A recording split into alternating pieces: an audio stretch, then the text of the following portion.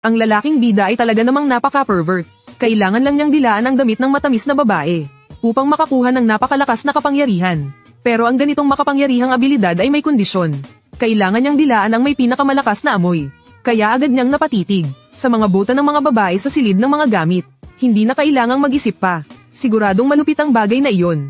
At gaya ng inaasahan, pagkatapos niyang dilaan, naging isang tunay na macho ang bida. At gamit lang ang isang hampas, naipabagsak niya ang halimaw. Dahil sa kakaibang abilidad niyang ito, iniimbitahan siya ng babaeng puti ang buhok na sumali sa grupo ng mga exorcist. Akala ng bida, magiging daan iyon upang marating niya ang rurok ng tagumpay bilang isang simp. Pero sa totoo lang, ang gusto lang ng babae ay gawin siyang tagalinis ng bahay. Kahit pa isa siyang sugar baby, ayos lang daw. Pero gusto pa rin ng bida na lumabas at lumaban sa mga halimaw. Sapagkat ang paggawa ng gawaing bahay ay wala sa kalingkingan ng sarap ng pagiging simp. Sa mga oras na iyon, napansin agad ng babaeng asul ang iniisip niya. Agad niyang nabasa ang isipan ng bida. At nagplano siyang ipadala ang many akis na ito sa impyerno. Buti na lang at dumating si Whitehair upang ipagtanggol ang bida. Kaya't nakaligtas ang bida sa tiyak na kamatayan. Kung sakaling gumawa si Yuhi ng anumang malaswang bagay, ako mismo, bilang kanyang amo, ang pop unit sa kanyang leeg. Tama ba iyon? Opo. Punitin ang aking leeg. Sa sandaling iyon, kitang-kita sa mga mata ng dilaw ang kakaibang interes niya. Malinaw na gusto rin niyang madilaan ng bida. At sa napakakataong pagkakataon, habang naglilinis ang bida, aksidenteng nakita niya ang asul na buhok habang naliligo. Ngunit hindi niya inakala na ang kanyang ginawa ay mahuhuli ng dilaw. At hindi lang iyon, kinunan pa siya ng larawan ng dilaw. Gamit ang mga litrato bilang ebidensya upang takutin ang bida. Kung ayaw mong kumalat ang litratong ito, maging alipin ko na lang. Ginoong tagapamahala, astig, nahulaan ko na kung ano ang susunod na mangyayari. At tama nga ako, dinala nga ni dilaw ang bida sa kanyang silid. Sabi nga nila, kahit saan ka pa mag-simp, simp pa rin iyon. Pero ang ating bida ay may dignidad din.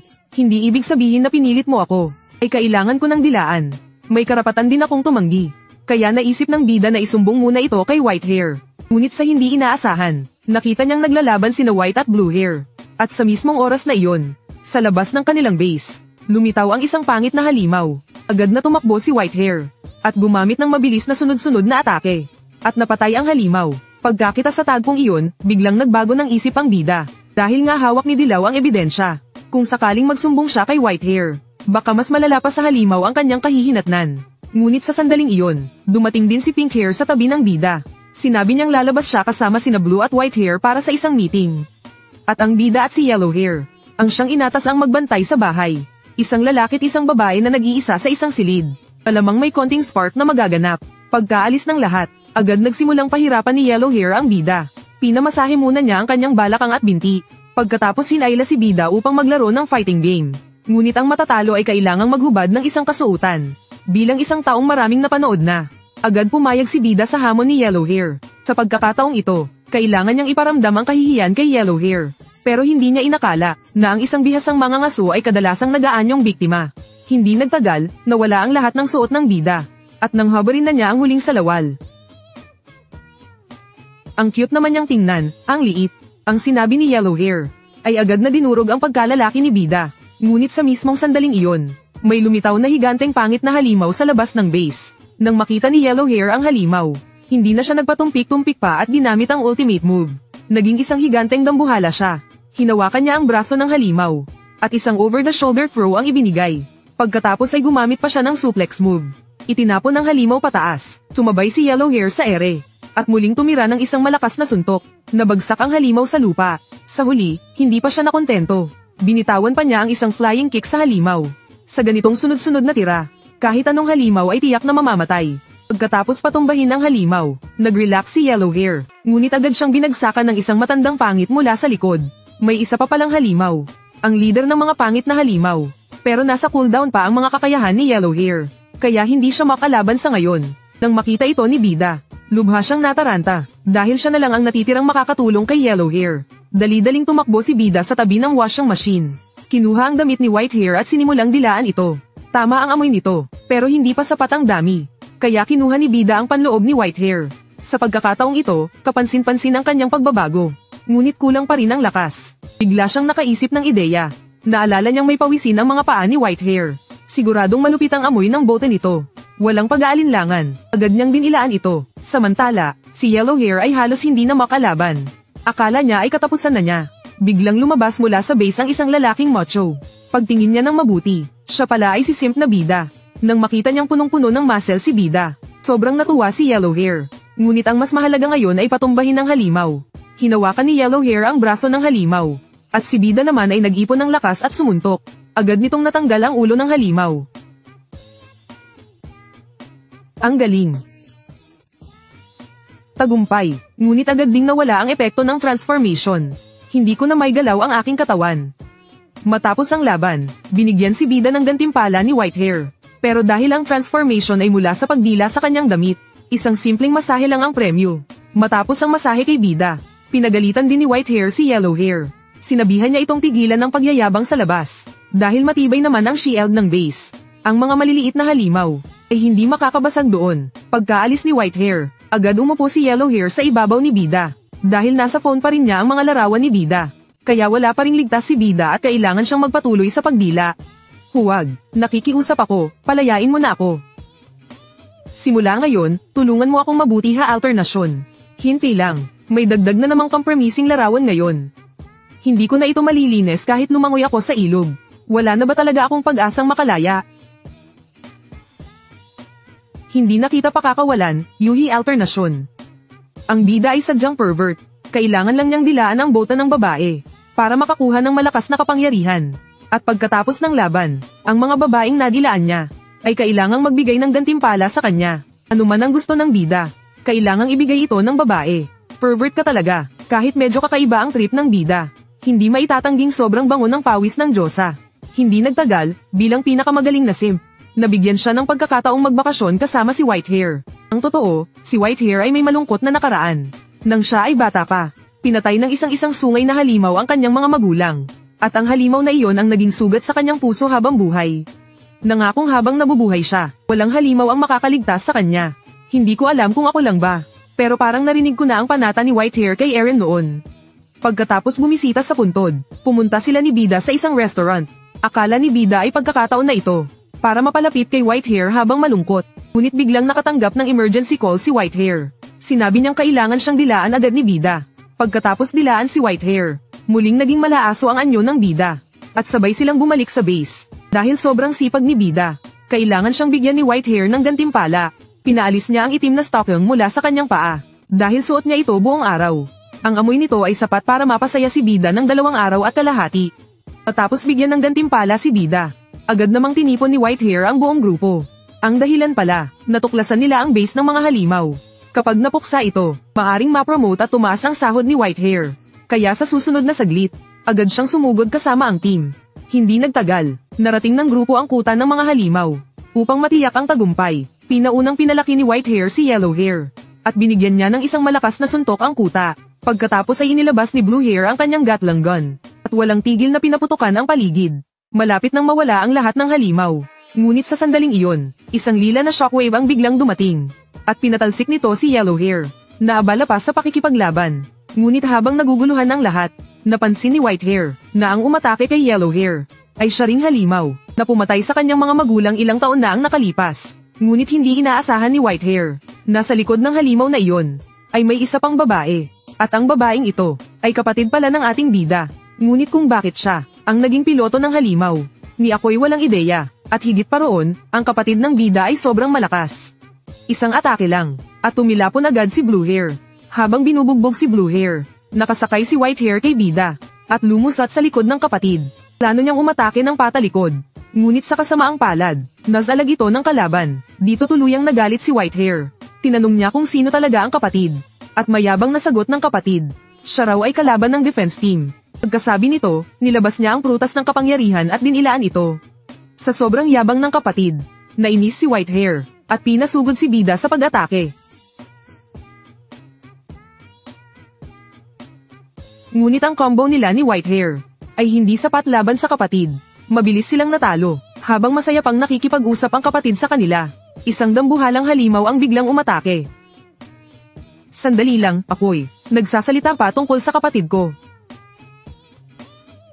Kumain ka muna ng merienda. Ganoon pala.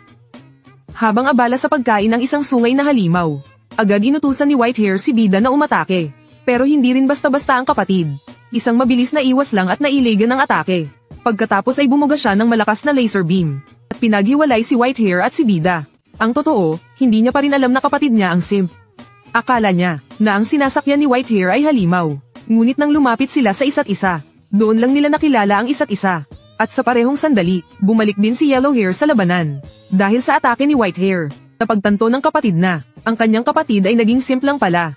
Pagkatapos niyang malaman ito, umalis siya kasama ang kanyang halimaw. Ngunit sa oras na iyon, si Whitehair ay tuluyan ng natangay ng galit. At gusto pa niyang si Bida ang maghatid sa kanya para makipaglaban. Ngunit nang tumingin siya kay Bida, nakita niyang iniingatan nito sina Yellow at Bluehair.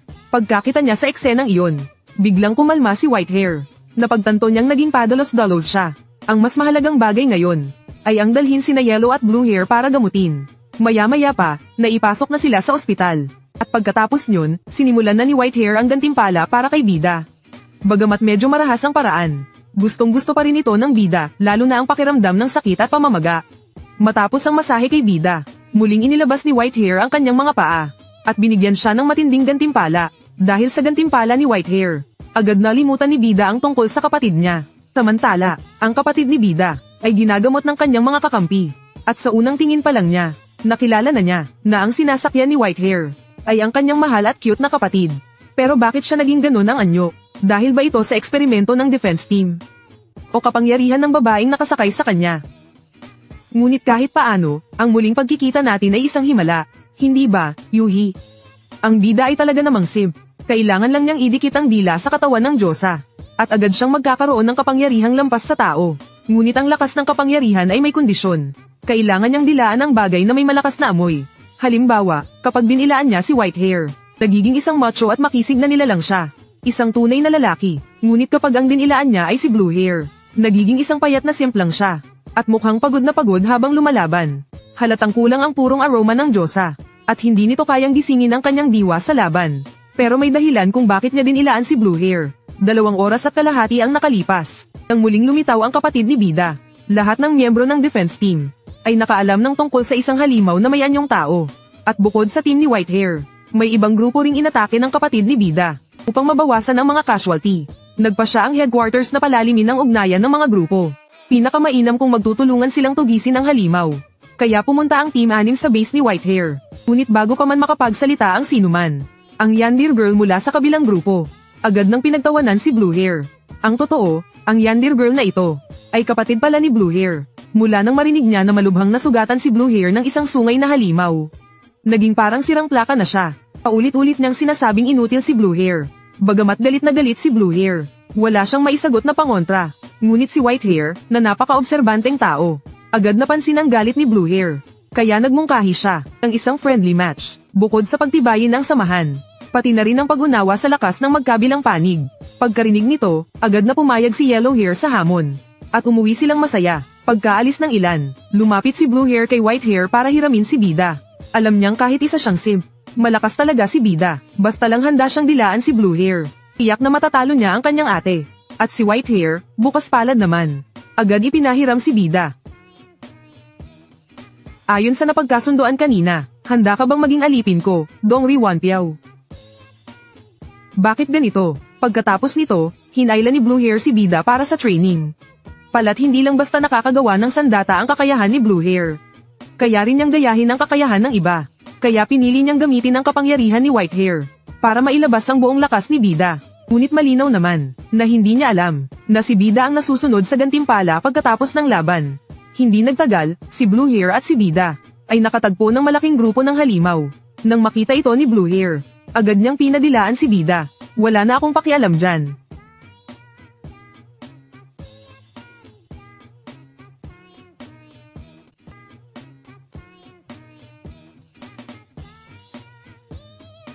Walang hanggang kadena, ihip ng bagyo.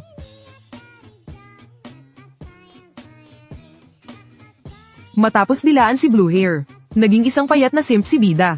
Sa form na ito, sobrang bilis ni Bida, ngunit mababa ang lakas ng kanyang atake. Ni hindi niya mapatay ang isang maliit na halimaw sa isang suntok. Halatang parang nagkakaskas lang siya ng kalyo. Ngunit dahil mabilis siya, kahit mababa ang damage, naipon ang mga atake niya. Pagkatapos ng isang serye ng mga suntok na parang kidlat, nagawa niyang patumbahin ang lahat ng halimaw. Nang makita ni Blue Hair kung gaano siya kalakas, sobrang natuwa siya. Pagkatapos ng laban ni Bida, kailangan siyang bigyan ng gantimpala. Ngunit hindi niya inaasahan na hindi na interesado si Bida sa mga stockings. Gusto niya na ng mas malakas ang amoy.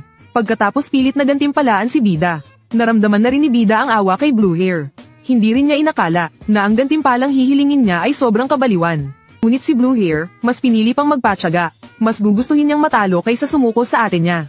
Lumaki si Blue Hair sa isang pamosong angkan, kung saan lahat ng ate niya ay napakalalakas. Siya ang pinakamahina sa kanilang lahat. Mula pagkabata ay laging sakitin. Kaya't palaging, inaalipusta siya ng mga ate niya sa kahit anong pagkakataon. Ngayon na siya'y lumaki at tumatag, nais niyang gamitin ang lakas ni Bida para patunayan sa ate niya ang kanyang kakayahan. Ngunit hindi inaasahan ni Bida na napakalakas din ang kakayahan ng ate. Kaya nitong kontrolin ang oras, gaya ni Dio. Ngunit habang ginagamit ang skill na iyon, kailangan niyang mag-post ng napakadrama. At limitado lang ang bilang ng paggamit nito. Nang marinig ito ni Bida, agad siyang nag-isip na gumamit ng blitz strategy. Bago pa makapag-post ang ate niya, kailangan na niya itong ma-knockout. Maganda man ang plano ni Bida, ngunit malupit ang realidad. Dahil bagaman mabilis siya, kulang siya sa lakas. Lahat ng muscle na meron siya ay nasa kanyang mga binti lang. E paano pa siya lalaban? Kaya para solusyonan ito, napilitan si Blue Hair na sumakay kay Bida. Dahil bilang isang simp, mas malakas si Bida kapag may Diyos ang nakasakay sa kanya. At tama nga, nang sumakay si Blue Hair, tumindi ang stats ni Bida. Biglang lumitaw ang isa pang halimaw sa malayo. Isang mabilis na galaw mula kay Bida. At nasa harap na siya ng halimaw. Isang inch punch lang, at bagsak agad ang halimaw. Kahit sobrang galing ng atake niya, pagbalik niya sa anyong tao, sobrang hinang-hina siya. Kasi kahit anong gawin, iba pa rin ang amoy ni White Hair. Hindi masiyahan si Bida sa pagdila kay Blue Hair. Wala siyang magawa, kung kulang ang energy ng simp. Kailangan itong punan ng workout. Pagkatapos ng 2 linggo at kalahating training, dumating na ang araw ng laban ni Blue Hair at ng ate niya. At si Bida, bilang alaga, ay pinayagan na sumali sa laban. Sabi ng ate, isa lang namang simp ang Bida. Kahit isama mo pa siya, matatalo pa rin kayo sa akin. Ngunit bago pa matapos magsalita ang ate, isang inch punch ni Bida ang pumutok. Agad na tinilapon si ate sa ere. Ngunit ginamit ni ate ang time reversal. At ibinalik ang oras sa 5 segundo bago iyon. Nang makita ni Blue Hair na medyo pagod na ang ate, alam niyang nagamit na nito ang abilidad. Kaya kailangang magpalit ng estratehiya. Nagbago ang kilos niya. Kailangan niyang malaman kung iyon ba ay tsamba o taktika. Dong Rilin, wala kang kaalam-alam na lumakas na rin ang kakayahan ko. Hindi mananalo ang bunsong kapatid sa panganay na panuntunan ng mundo. Ay babagiin ko gamit ang East Star engraving. Putik, naputol na naman sa napaka-weird na part.